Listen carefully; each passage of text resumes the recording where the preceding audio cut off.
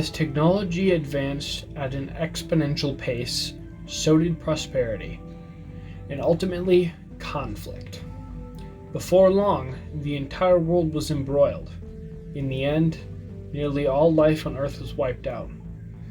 As humans squabbled, natural disasters intensified. Volcanic eruptions leveled cities. The sea rose and began to consume the planet. Humanity experienced a mass extinction event. Soon, the surface of Earth became a barren wasteland, completely inhospitable to life. Error. Against the odds computed to be 42,791 to 1, some humans survived. Therefore, the planet was only nearly completely inhospitable to life. These survivors found shelter in a vast cavern created by a cataclysmic volcanic eruption. The cavern provided shelter, and a massive pool of accumulated seawater provided life. For while humanity was being decimated, marine life had flourished. All manner of squid, octopuses, and jellyfish propagated in the deep. The surviving humans had found a source of sustenance. The surviving humans appointed scientists to lead their new society, believing that science would provide a wiser path forward. Fully empowered, these scientists took on the monumental task of establishing a sustainable ecosystem within the cavern. They dubbed this new society Alterna, and began the process of recreating the Earth they had once known. Of course, not even scientists are immune to nostalgia. The humans began constructing large-scale 3D printing operations.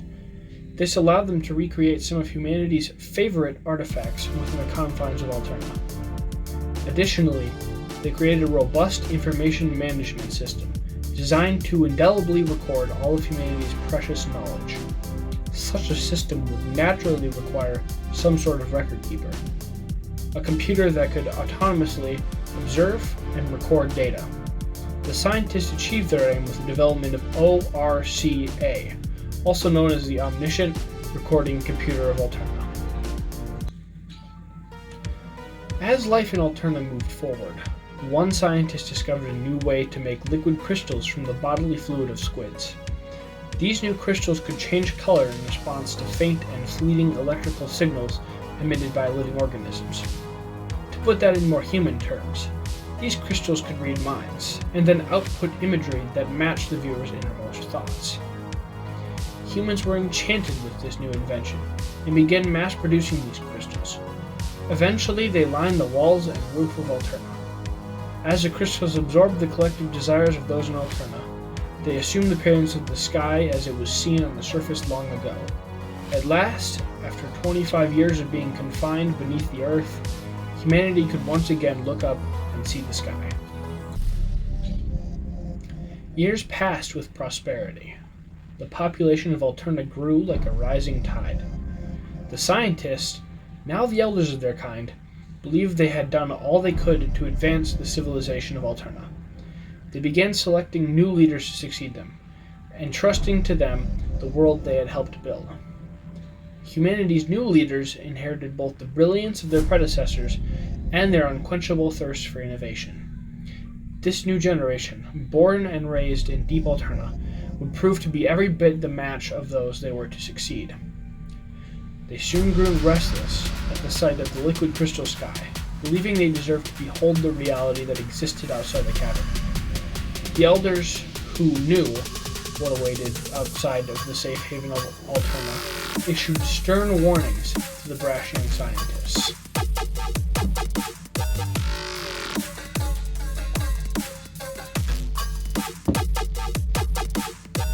Nevertheless, the young scientists pressed on with their plan: the construction of a massive rocket ship to escape Alterna.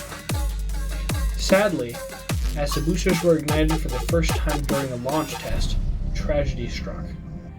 The energy from the rocket boosters overloaded the cavern's liquid crystals. A violent and terrible chain reaction ensued. Without warning, the stone walls of the cavern began to shatter, raining debris down upon humanity.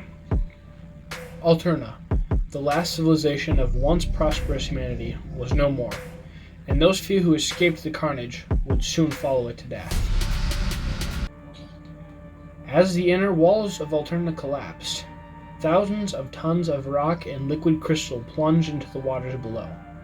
As these crystals watched to and fro among the flotsam and jetsam of humanity's former colony, they broke into microscopic fragments. Because they had repeatedly absorbed and reflected humanity's wishes over so many years, the crystals retained those feelings. Little by little, the squids, octopuses, and assorted sea creatures that thrived in the waters of Alterna absorbed these crystals into their bodies. This process continued until, one day, the marine organisms began to feel something fresh. These fresh impulses bore a striking resemblance to humanity's passive desire to return to the Earth's surface. Spurred by these impulses and whatever else may have been floating in the polluted waters, the sea creatures began to evolve rapidly. Each species developed pulmonary respiration, mobility, and other traits consistent within land-dwelling creatures. They began to adapt. Their intelligence grew at a remarkable pace across generations. Some species even gained extraordinary camouflage capabilities. A point of no return arrived. The sea creatures of Alterna set foot on dry land and never looked back. Like humans, they strove for the surface. Of course, survival on land was harsh, but the creatures were persistent. Soon, they found the tunnels that humans had used to escape the apocalypse. With their path forward now clear, these fresh beings left the ruins of Alterna behind and set their sights on the surface world.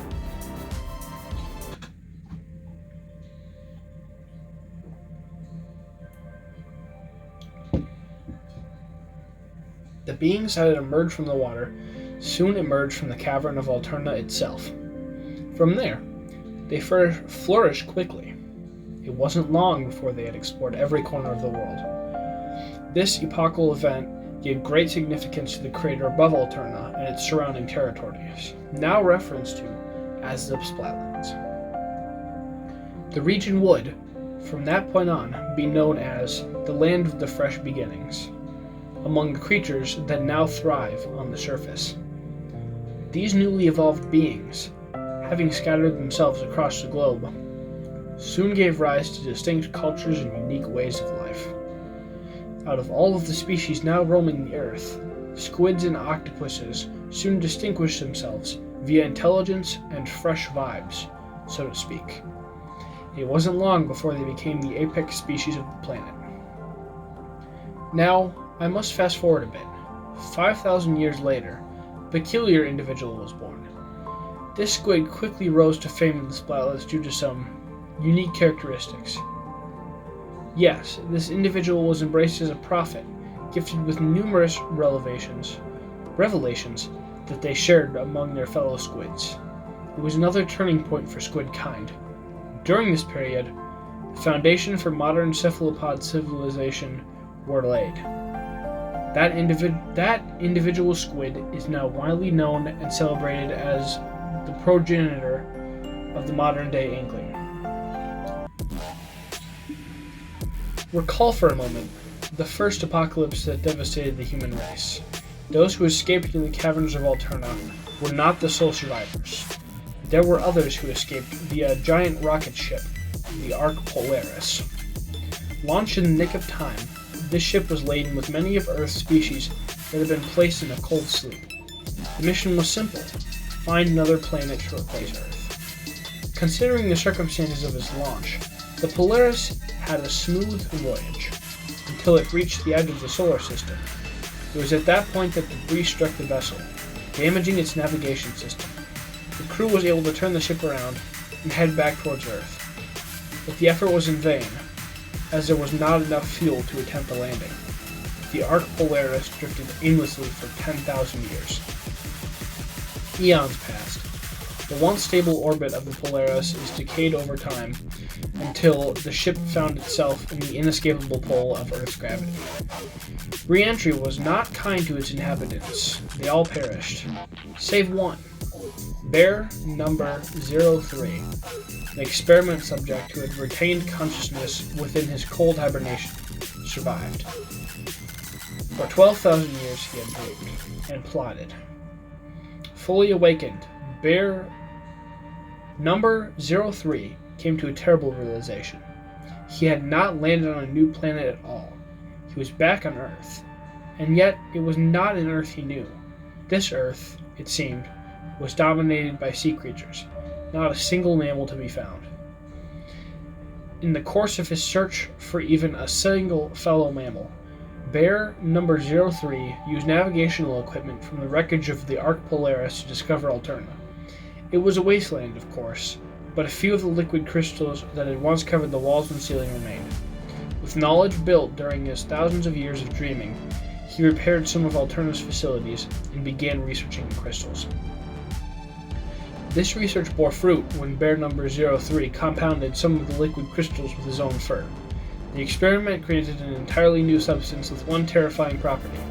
It could transform any living creature into a mammal. Bear number 03 realized the implications immediately. He could restore the planet to a mammalian paradise. He began stockpiling fuzzy ooze, as he called it, within Alterna's still intact rocket. For such a venture, he would require the acquisition of thousands of golden eggs. These were used in the creation of the fuzzy ooze. Although the exact details have never been recorded in my memory banks. But Bear number 03 had a plan. He founded a corporation that would go on to employ locals to collect his golden eggs under the name Grizco Industries. Mr. Grizz, as he was now known, would pay handsomely for them. With fuzzy ooze production peaking thanks to the assistance of unsuspecting inklings and octolings, Mr. Grizz took the final steps to set his plan in motion. The rocket was loaded. It wouldn't be long now. As always, guys, please leave a like and subscribe and turn on your bell notifications to see all the latest videos on my channel.